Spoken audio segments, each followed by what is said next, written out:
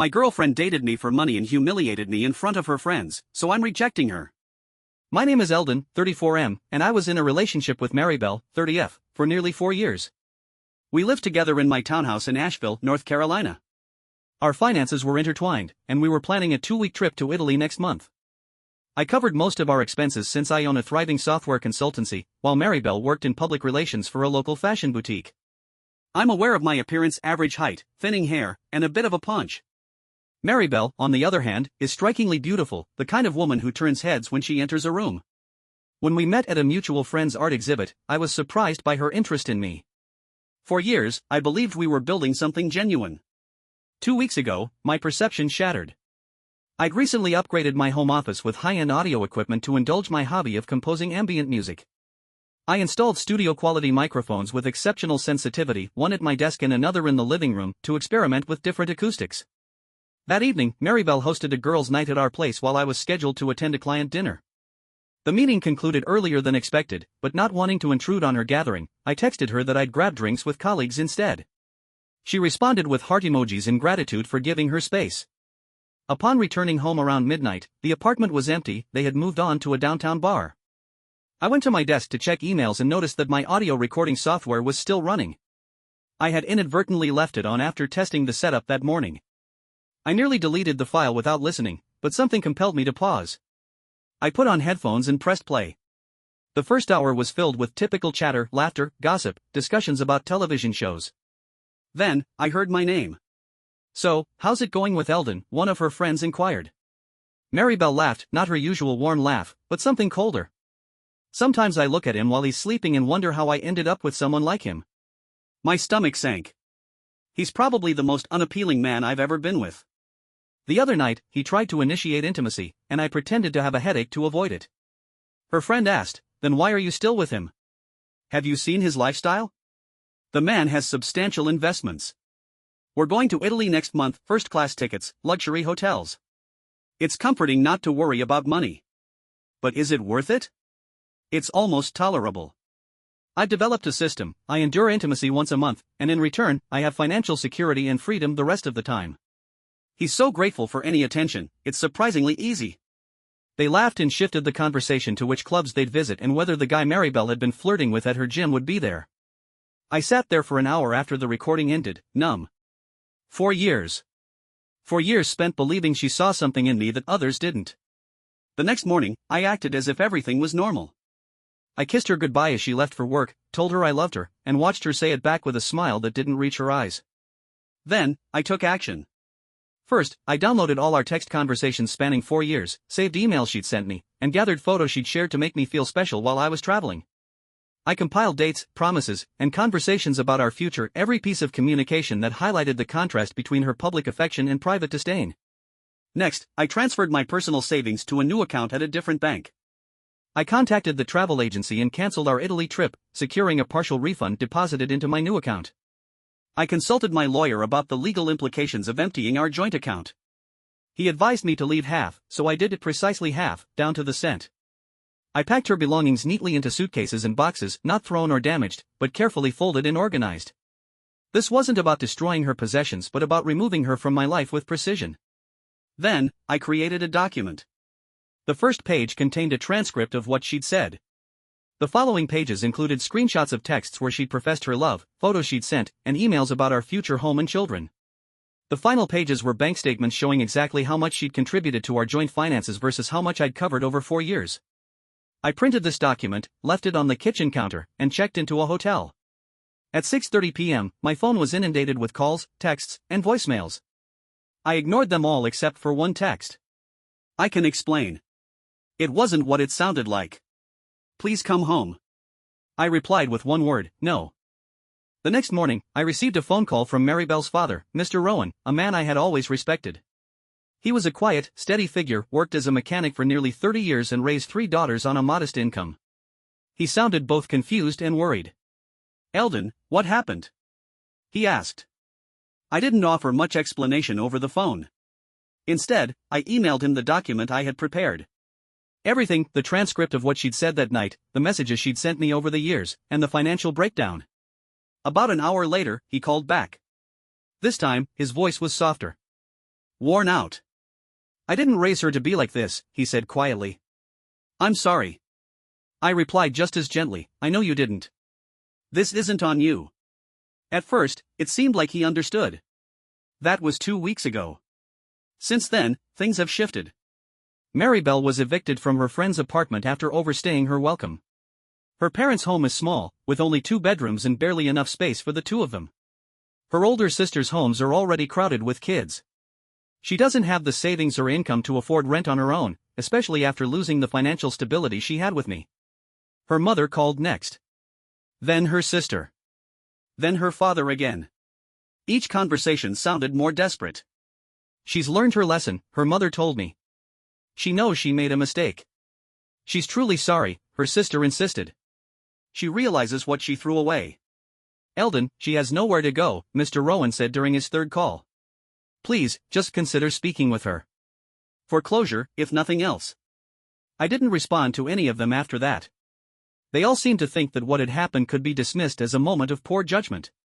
A slip of the tongue. Just words, as her mother called it. But to me, it wasn't just words. It was a confession and insight into how she'd seen me all along. A carefully calculated strategy to trade affection for security. A system designed to avoid intimacy while retaining the financial benefits of a committed relationship. I finally answered one of Maribel's calls a few days ago. She was crying. Eldon, I don't know where to go. I don't know what to do. I was silent for a moment before replying. That sounds like a question for the guy at your gym, I said, then ended the call. After that, I changed the locks on the townhouse, blocked her on every platform I could think of, and notified our mutual friends that I would not be entertaining any discussions involving her.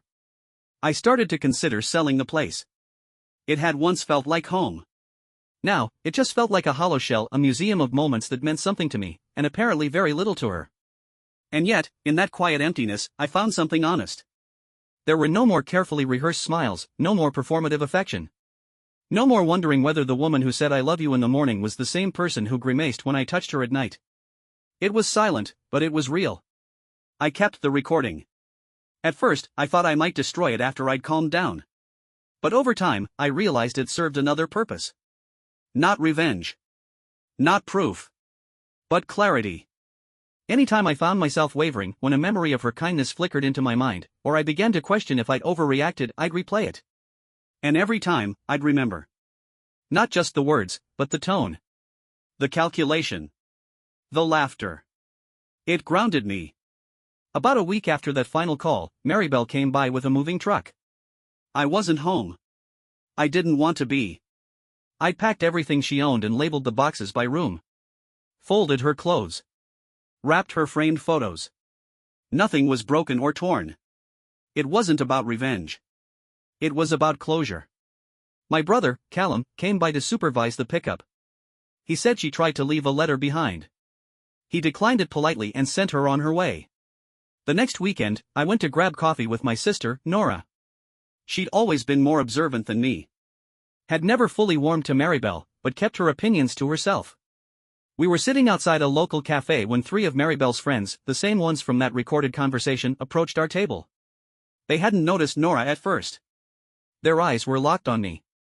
The boldest of the 3, a woman named Camille, pulled out a chair and sat down without asking. The others lingered behind her like backup dancers waiting for a cue. Eldon, she began, her tone rehearsed, what Maribel said that night, it wasn't fair. But we were all drinking. You know how girls talk. My sister arched an eyebrow, but said nothing. I just looked at Camille. She didn't mean it like that, Camille continued. She cares about you. Always has. Nora finally spoke. If that's how someone talks about a person they care about, I'd hate to hear what you say about people you dislike. Camille tried to deflect. She's suffering, Eldon. She had to move 2 hours away to live with her cousin. She commutes 4 hours a day just to keep her job. She's miserable. She's not suffering because of me, I said. She's suffering because she lied and used someone who genuinely cared about her. That night just revealed it. One of the others chimed in, she was venting. People say things they don't mean when they're stressed. My sister actually laughed. Venting is complaining about laundry or being late for dinner. What Maribel said wasn't venting, it was a strategy. A system. You all heard it. You laughed. That wasn't stress. That was planning. They got up to leave. But before she left, Camille looked over her shoulder and said, she didn't appreciate what she had until it was gone. Isn't that worth one more chance? I've thought about that. Is regret the same thing as love? Does losing something make a person worthy of getting it back?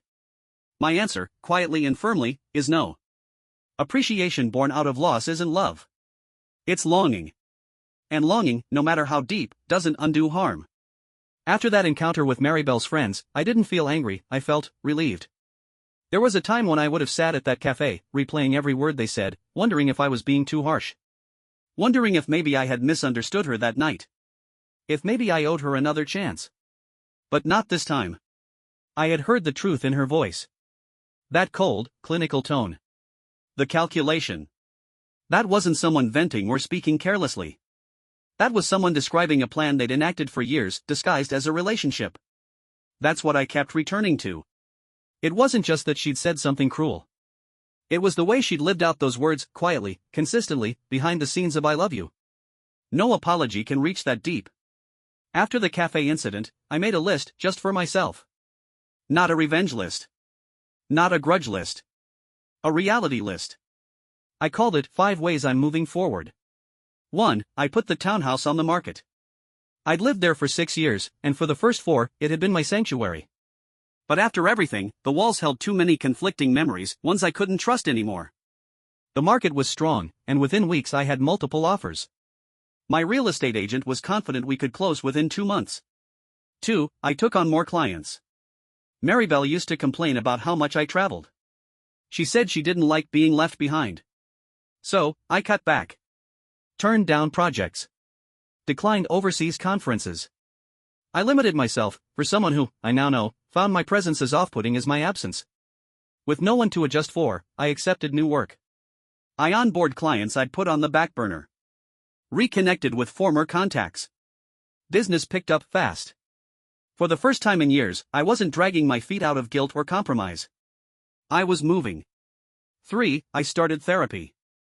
Not because I was falling apart, but because I wanted to understand why I didn't see it coming. Or maybe more truthfully, why I had seen it and ignored it. My therapist helped me realize that I'd been so deeply insecure about my appearance and worth that Maribel's attention, no matter how inconsistent, felt like validation I had to protect. We also talked about my pattern of overgiving. About how I'd always tried to earn affection by being the most reliable, the most generous, the most understanding. It had made me a great partner and an easy target. 4. I reached out to the friends I distanced myself from. Not intentionally, but when you're with someone who subtly critiques your social life, your time, your relationships, you start to drift from people without realizing it. To my surprise, most of them welcomed me back with open arms. A couple of them even admitted that they'd always felt uneasy around Maribel. Said she treated me like a background character. Said she'd interrupt me, ignore me, roll her eyes when I shared things I was excited about. Those little behaviors I'd brushed off as quirks were red flags waving right in front of me. I'd just been too eager to hold on to the fantasy. 5. I adopted a dog. His name is Charlie. He's a beagle mix I found through a rescue shelter. He chews on my socks, tries to jump in puddles, and somehow always knows when I need a moment of calm. That little guy brought more genuine companionship into my life in a week than I'd felt in months. Maybe years. It was around this time, just after the house went under contract, that Maribel emailed me. Her subject line was, "Can I just say one last thing?" The email wasn't angry or manipulative. It was a memory. She reminded me of the night we met. Of the art exhibit.